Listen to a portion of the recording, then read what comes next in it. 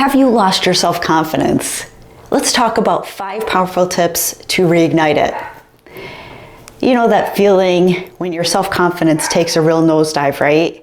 Like when you're standing in a meeting about to share a brilliant idea and suddenly your brain whispers, yeah, what if that's a terrible idea? Cue the sweaty palms, the urge to shrink into your chair, right?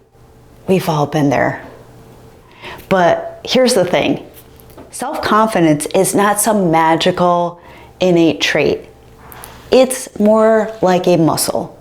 And any muscle can get weak at any time when you're not using it, right?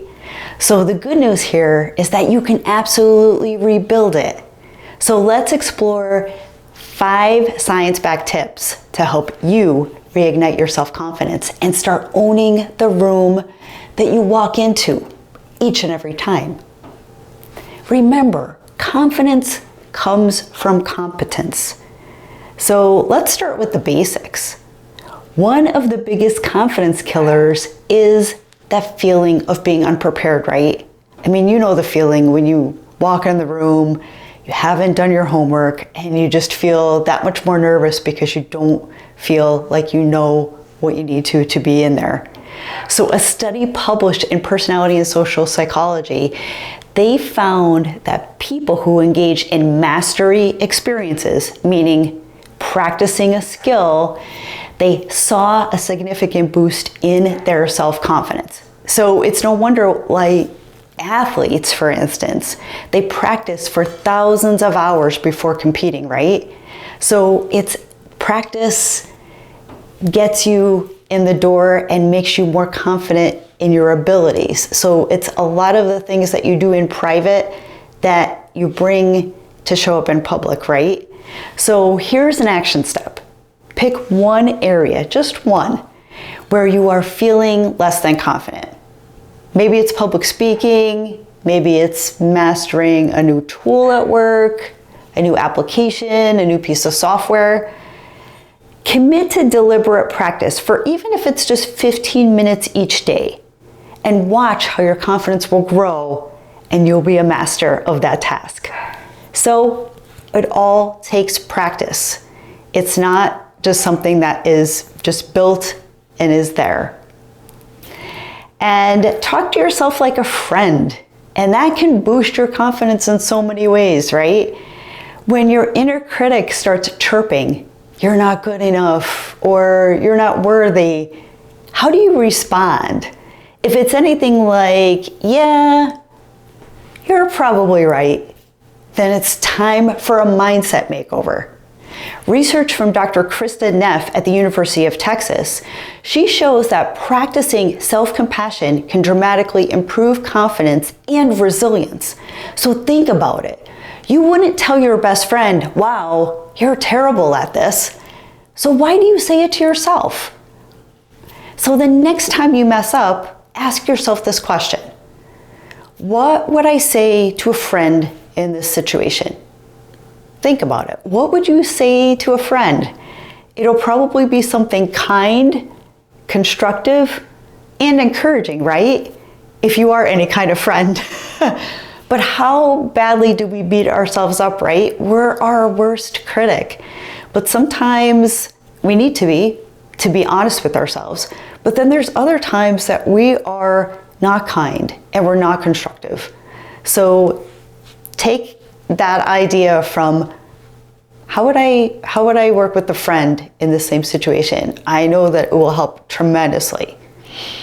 And many talk about striking the power pose to boost your confidence. So this one might sound a little silly, right? It's kind of embarrassing. We would probably never want to do this in public, but hear me out here. Remember the viral TED Talk about Amy Cuddy? She shared how power posing, which is basically just standing tall, hands on her hips, superhero style, it can boost your confidence. Well, the science around power poses has sparked a huge debate. Newer studies suggest that simply adopting an open or expansive posture It can positively influence your mood and your self-perception. So try this. Before your next big presentation, especially if it's challenging or you're super nervous, spend 2 minutes in a power pose. Stand tall, shoulders back, and breathe deeply. It's quick, it's easy, and it basically tricks your brain into feeling more confident. So give that a shot. And it doesn't make you in the position, especially when you're public, feeling like you're making some weird poses. It's just about straightening your back and giving your shoulders more rigidity. And you will feel it as soon as you try it, I guarantee it. And I always talk about celebrating small wins. I mean, what's life about if we're just constantly grinding, right? But small wins boost your confidence. When you're down on yourself, it's easy to focus on everything that's going wrong, isn't it? The things we focus on or the things that we stay in our minds about. So if we focus on positive, we can be more positive. If we focus on the wrong things and the negative, that's the hole we're gonna slide down. But what about what's going right? So instead of getting into that negative mindset, let's look at what is going right in our life.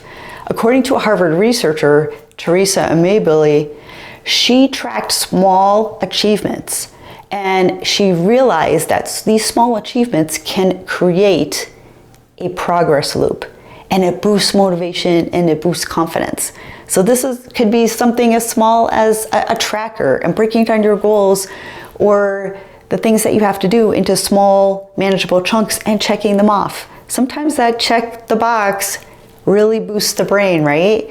So start a win journal. At the end of each day, write down 3 things that you did well. It doesn't have to be groundbreaking.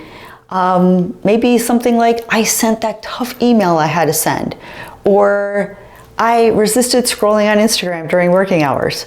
Whatever it is, but it counts.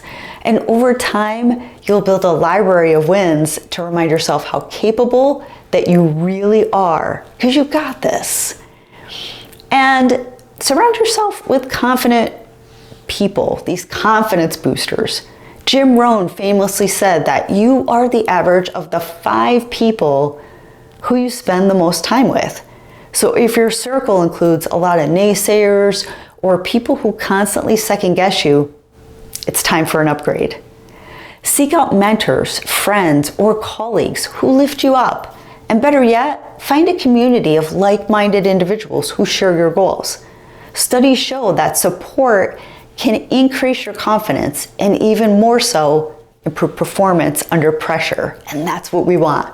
We want that peak performance under pressure, that solid confidence, that solid, we know this. We know what we're gonna do, we know what we're gonna say, and we can just kill it when we have to do a presentation or a difficult conversation. So the bottom line is this: regaining your self-confidence isn't about transforming overnight. It's about taking small, consistent steps to build yourself back up. And remember, confidence is a skill. It's not a gift. Not everyone is born with this. It's something you need to practice. So start practicing, be kind to yourself, and celebrate every step that you make forward, because you're doing good things with every step that you take, even if it's a baby step. And hey, the next time your inner critic gets loud, remind them who's boss, because that's you. So what's one tip that you will try today? Or let me know in the comments some tips that you have used. I'd love to cheer you on. So until next time, be bold, be brave, and be relentless. And choose confidence as a journey, because it is. We all go through our ups and downs. We all struggle at times. But use some of these tips or some others that you have in your bag to get past it, to practice it daily, and to be the best that you can. So I hope that this content was valuable. If you found it valuable, please consider subscribing or sharing with someone that may need a mental kick in the pants to get their act together and be more confident. And we'll see you on the next video.